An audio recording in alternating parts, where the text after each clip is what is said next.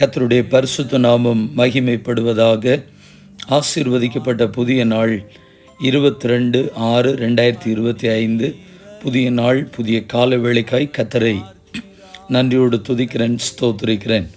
இந்த நாளுக்கான கர்த்தருடைய வார்த்தை எரேமியாவின் புஸ்தகம் 10ஆம் அதிகாரம் 23ஆம் வசனம்.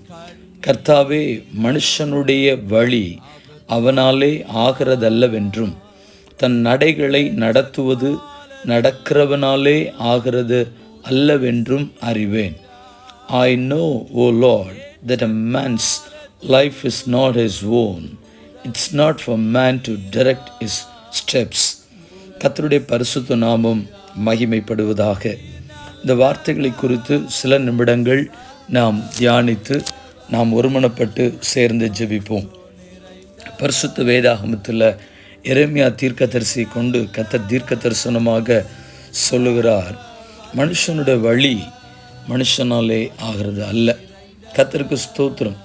தன்னுடைய நடைகளை நடத்துவது நடக்கிறவனாலே ஆகிறது அல்லவென்றும் அறிவேன் என்று கர்த்தருடைய வார்த்தை சொல்லப்பட்டிருக்கிறது.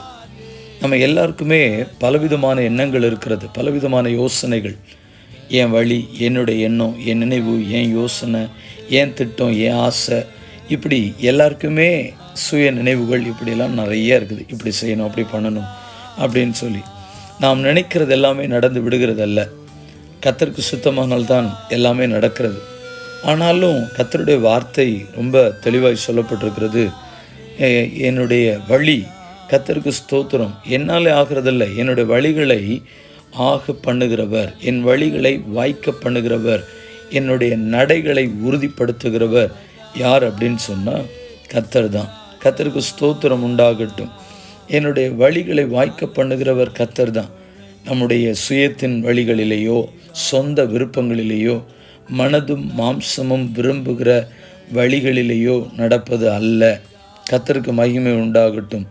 வேதம் நமக்கு மிக தெளிவாகவும் சொல்லி வைத்திருக்கிறது, உன் நினைவுகள் என் நினைவுகள் அல்ல, உன் வழிகளும் என் வழிகளும் அல்ல என்று கர்த்தருடைய வார்த்தை நமக்கு சொல்லப்பட்டிருக்கிறது. கர்த்தருக்கு ஸ்தோத்திரம்.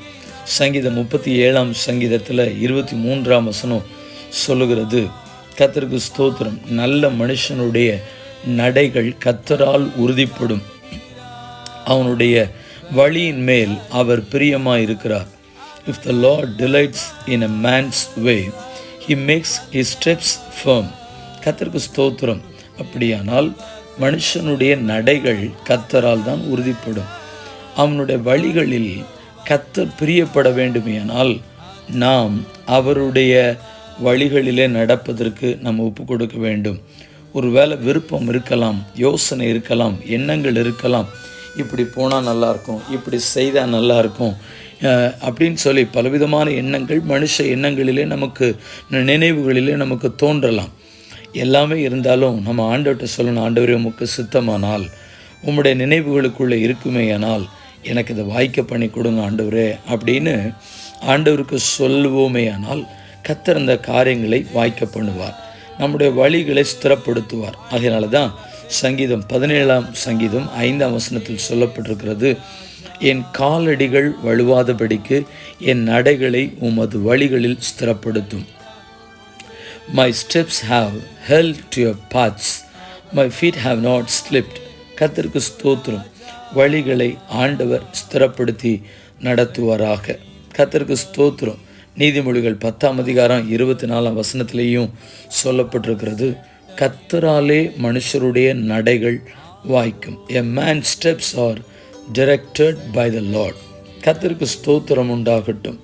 இதெல்லாமே கர்த்தர் நமக்கு வாய்க்க பண்ணி கொடுக்க வேண்டுமேயானால் சாலமோன் ஞானி தன்னுடைய நீதிமொழிகளில் இவ்விதமாய் 3ஆம் அதிகாரத்தில் 5-6 வசனங்களில் அவர் சொல்லி வைத்திருக்கிறார், உன் சுய புத்தியின் மேல் சாயாமல் உன் முழு இருதயத்தோடும் கர்த்தரில் நம்பிக்கையாய் இருந்து உன் வழிகளிலெல்லாம் அவரை நினைத்துக்கொள், அப்பொழுது உன் பாதைகளை செவ்வைப்படுத்துவார். Trust in the Lord with all your heart and lean not on your own understanding. In all your ways acknowledge him and he will make your paths straight. கிறிஸ்துவுக்குள் மிகவும் பிரியமானவர்களே, இந்த வசனத்தின் மூலம் ஆண்டவர் இந்த இந்த புதிய நாளிலே கர்த்தருடைய நாளிலே நம்மோடு கூட கர்த்தர் பேசுகிறார். நம்முடைய சுய புத்தியின் மேலே நம்ம சாயக்கூடாது. நம்முடைய வழிகளிலெல்லாம் அவரை நினைக்கணும். அப்பொழுது தான் கர்த்தர் நம்முடைய வழிகளை வாய்க்க பண்ணுவார்.